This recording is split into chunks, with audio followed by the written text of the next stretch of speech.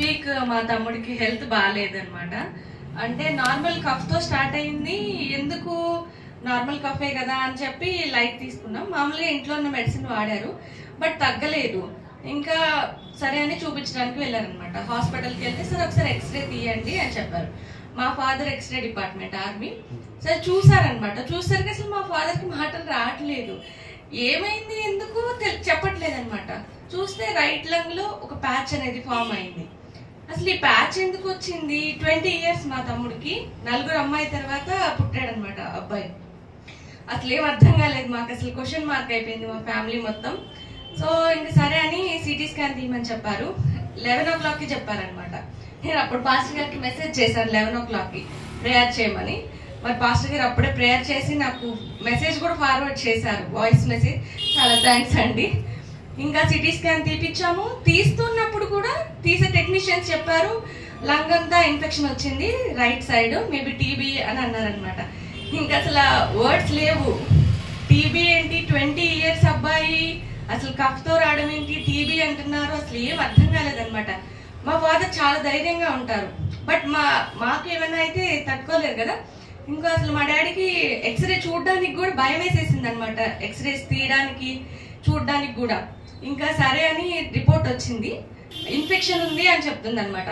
కానీ ఇంత ఇన్ఫెక్షన్ ఉంది, ఏ ఇన్ఫెక్షన్ చెప్పట్లేదు, ఇన్ఫెక్షన్ ఉంది. సో ఇంకా టీబీ టెస్టులు చేయించారు. అన్ని టెస్టులు, అన్ని కల్చర్ టెస్టులు అని 4 days 3 days పడుతుంది రిపోర్ట్స్.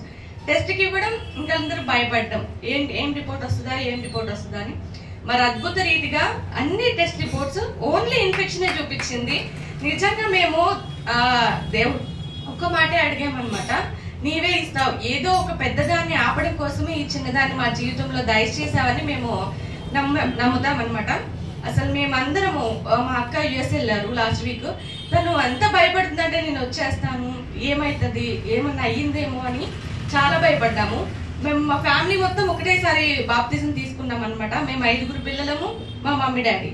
సో మేము అప్పటి నుంచి కూడా, అంతకు ముందు నుంచి కూడా మేము ఫస్ట్ నుంచి క్రిస్టియన్స్ అయినా, ఇంకా ఎన్ని హెల్త్ ఇష్యూస్ వస్తున్నా దేవుడు ప్రతి దాన్ని ఏదో మేజర్ ఇష్యూస్ నుంచి తప్పించడం కోసమే ఇలా చేశాడని మేము నమ్ముతున్నాం.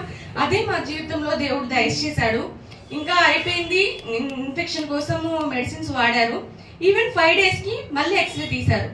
ఈసారి చూడడానికి అయితే అప్పుడే అంత ప్యాచ్ ఉంది, ఇన్ఫెక్షన్ తగ్గడానికి 2-3 months అయినా పట్టిద్ది అని మా డాడీ అజ్యూమ్ చేసుకుంటున్నారు అనమాట. చూడడానికి చాలా టైం తీసుకుంటున్నారు, ఏమన్నా వస్తుందేమో, ఏమన్నా అవుతుందేమో అని.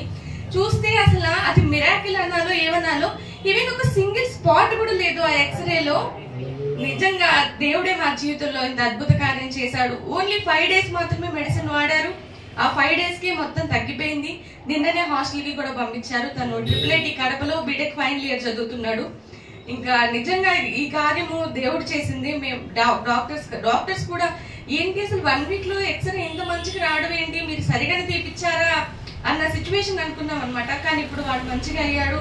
మరి మంచిగా ఇంత చిన్న వయసులో అందరు అనేవాళ్ళు అనమాట, ఇప్పుడే బాప్తిజం తీసుకుంటున్నాడు అలా అని. కానీ దేవుడు ఎందుకు నడిపించాడో తెలీదు, మా కుటుంబం మొత్తాన్ని ఒకేసారి నడిపించాడు. ఇంత దేవునిలో వాడుకుంటున్నాడు.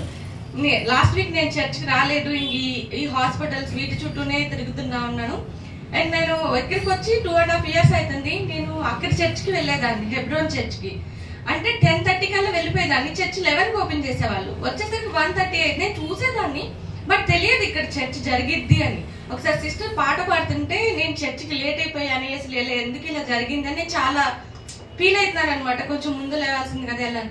అప్పుడు సిస్టర్ పాడుతుంటే ఈ పాట మనకు తెలుసు కదా, ఎందుకు నేను వెళ్ళకూడదని ఇక్కడికి వచ్చాను అన్నమాట.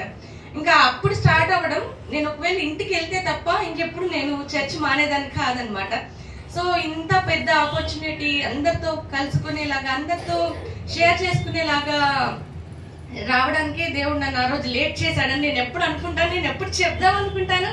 కానీ ఇంకా ఎప్పుడు నేను సందర్భాన్ని తీసుకోలేదనమాట. కానీ దేవుడు చాలా అద్భుతమైన మేలు చేసి మా తమ్ముడు విషయంలో కానీ, మా అక్క ప్రయాణంలో కానీ, మరి నన్ను ఇక్కడికి నడిపించడంలో, ఇంత ఆత్మీయతలో నేను పాల్పంపులు పంచుకోవడానికి దేవుడు నాకు ఇచ్చిన అవకాశానికి చాలా వందనాలు తెలియజేసుకుంటున్నాను. Thank you so much.